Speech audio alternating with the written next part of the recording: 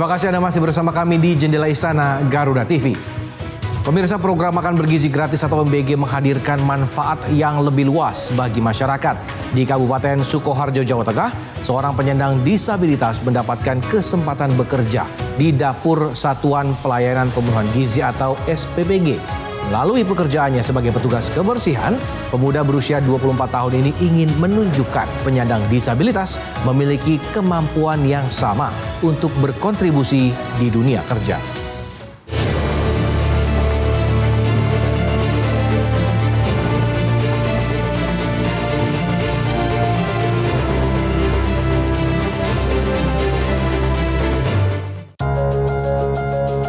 Di sebuah fasilitas Dapur Satuan Pelayanan Pemenuhan Gizi di Desa Grajegan, Kecamatan Tawangsari, Kabupaten Sukoharjo, aktivitas kerja dimulai bahkan sebelum proses memasak berlangsung. Salah satu orang yang memastikan seluruh ruangan siap digunakan adalah Rohmat Riyadi.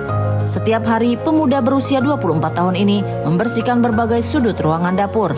Ia menyapu lantai, merapikan area kerja, serta memastikan toilet dalam kondisi bersih sebelum para pegawai mulai menyiapkan makanan bergizi untuk anak-anak penerima program MBG. Dalam menjalankan tugasnya, Rohmat bekerja dengan perlengkapan lengkap seperti masker, penutup kepala, dan sarung tangan. Standar kebersihan itu menjadi bagian penting dalam operasional dapur yang setiap hari menyiapkan makanan untuk para pelajar. Rohmat berasal dari Kecamatan Karangdowo, Kabupaten Klaten. Ia memiliki gangguan penglihatan pada mata kiri yang membuat penglihatannya rabun, serta mengalami disabilitas pada kaki kiri akibat polio sejak kecil. Kondisi ini membuat langkahnya tidak sepenuhnya tegak ketika berjalan. Meski menghadapi keterbatasan fisik, Rohmat tetap menjalani pekerjaannya dengan penuh semangat. Ia kini menjadi bagian dari tim di SPPG, Yayasan Permata Mitra Keluarga, sebagai petugas kebersihan yang membantu menjaga fasilitas dapur tetap higienis. Bagi Rohmat, pekerjaan ini memiliki arti yang lebih dalam daripada sekedar memperoleh penghasilan. Kesempatan bekerja di dapur MBG memberinya ruang untuk tetap aktif dan menunjukkan penyandang disabilitas pun mampu bekerja tanpa perlakuan berbeda. Di lingkungan kerjanya, Rohmat merasakan dukungan dari rekan-rekan yang memperlakukannya setara dengan pekerja lainnya. Ia menilai suasana kerja yang saling menghargai membuatnya semakin percaya diri menjalankan tugas sehari-hari.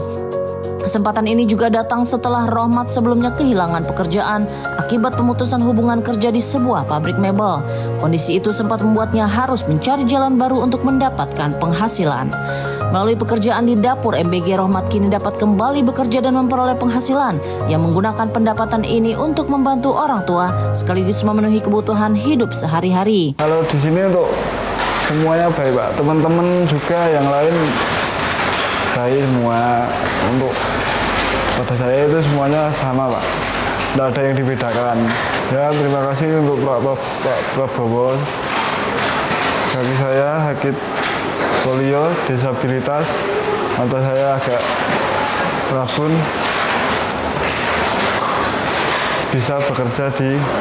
saya bisa bekerja di dapur MBG,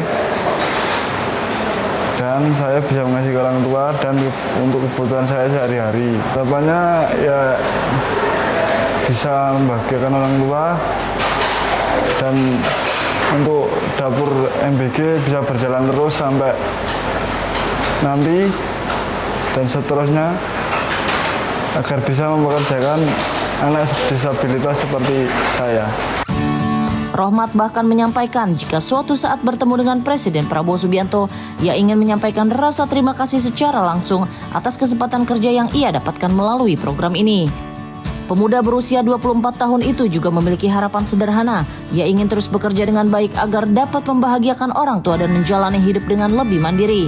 Selain itu, ia berharap dapur MBG dapat terus beroperasi dan membuka kesempatan kerja bagi lebih banyak penyandang disabilitas maupun kelompok rentan lainnya. Baginya, kesempatan yang setara menjadi hal penting agar semua orang dapat berkontribusi melalui pekerjaan yang layak.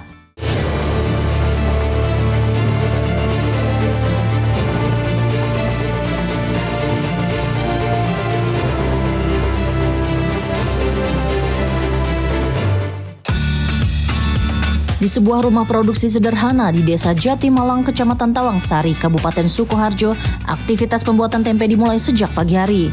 Aroma kedelai rebus sudah tercium bahkan ketika kabut masih menyelimuti desa, menandai dimulainya proses produksi yang kini semakin sibuk. Di tempat itulah Ozi, seorang pengusaha tempe berusia 30 tahun, menjalankan usaha bersama istrinya. Usaha rumahan ini kini mengalami perkembangan setelah menjadi pemasok tempe bagi dapur program makan bergizi gratis di wilayah Sukoharjo. Perjalanan usaha ini tidak berlangsung secara instan. Sebelum memiliki usaha sendiri, Ozi terlebih dahulu bekerja pada orang lain untuk mempelajari berbagai tahapan produksi tempe, mulai dari proses pengolahan hingga cara memasarkan produknya. Setelah merasa memiliki cukup pengalaman dan modal, ia kemudian memberanikan diri membuka usaha tempe bersama sang istri di rumah mereka. Usaha ini perlahan berkembang seiring meningkatnya kepercayaan pelanggan di sekitar tempat tinggalnya. Pada awalnya produksi tempe Ozi berkisar 1 kuintal setiap hari. Hasil produksi itu dipasarkan ke Pasar Tawangsari serta dijual melalui pedagang sayur keliling dan warung makan di wilayah sekitar. Namun situasi berubah ketika usahanya mulai menyuplai tempe untuk dapur program makan bergizi gratis. Dalam beberapa bulan terakhir, aktivitas di tempat produksinya menjadi jauh lebih ramai karena meningkatnya permintaan. Ozi menyebutkan usahanya kini memasok tempe ke sekitar 6 dapur MBG di wilayah Sukoharjo. Setiap dapur biasanya memesan sekitar 250 hingga 300 potong tempe dalam satu kali pengiriman.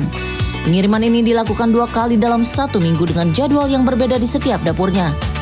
Pola pemesanan ini membuat kebutuhan produksi meningkat secara signifikan dibanding sebelumnya. Akibat meningkatnya permintaan, produksi tempe Ozi kini mencapai sekitar 2 kuintal per hari. Angka ini menunjukkan kenaikan hingga 100% dibandingkan kapasitas produksi sebelumnya.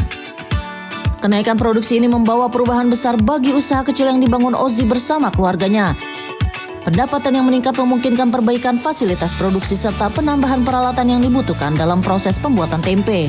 Dengan perkembangan ini, Ozi berhasil membeli mesin yang membantu proses pencucian dan penggilingan kedelai.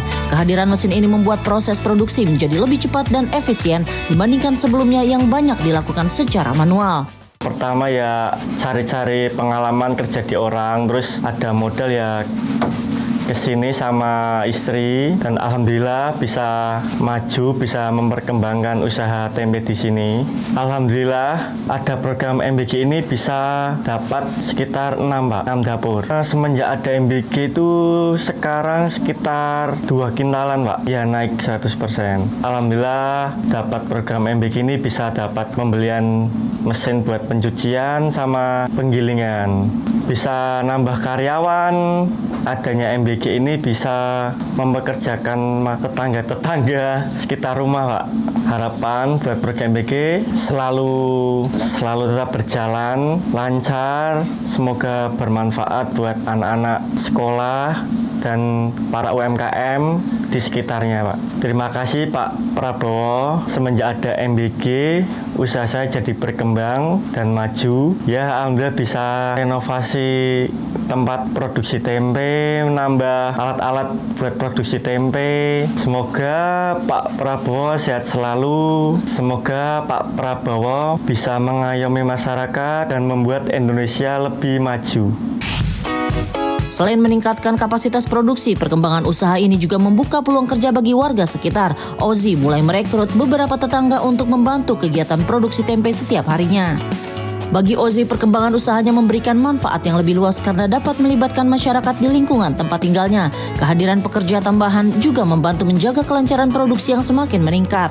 Kisah Ozi menunjukkan bagaimana program MBG memberi efek berantai bagi masyarakat. Selain membantu pemenuhan gizi anak-anak sekolah, operasional dapur program ini juga membuka peluang ekonomi bagi pelaku usaha kecil di berbagai daerah.